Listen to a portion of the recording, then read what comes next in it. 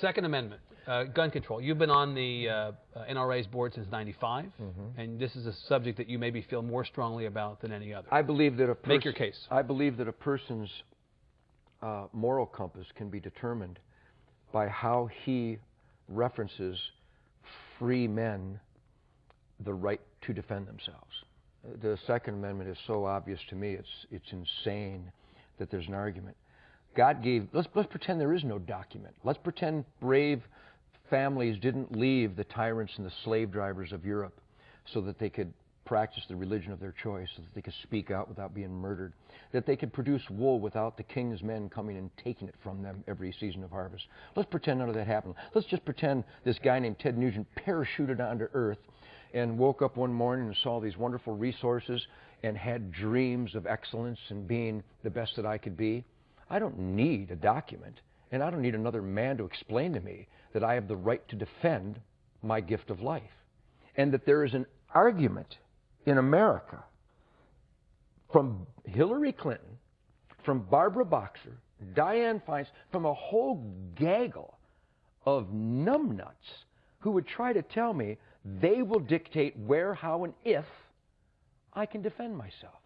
I find that preposterous. I find it unacceptable, and I will not accept it. I am a free man. Don't tread on me.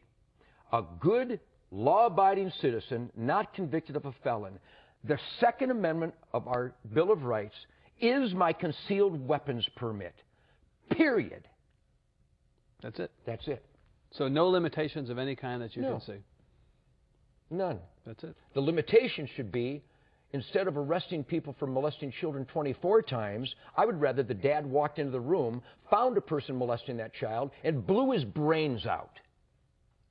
I would rather that the lady in Massachusetts last month who was taking her daughter to soccer, who was carjacked by a recidivistic maggot who'd been in the prison system all his life but was let out again because we feel sorry for him. Maybe he had a bad childhood. Instead of her being hijacked and murdered, I'd rather she just shot the bastard dead. But in Massachusetts, somebody decided she can't do that, so she's dead. I would rather she was alive and the carjacker was dead.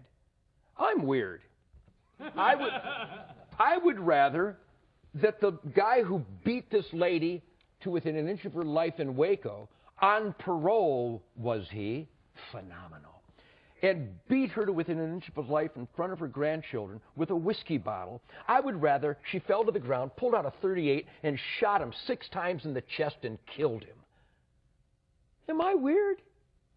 Because the guy is going to get out again. I don't like repeat offenders. I like dead offenders.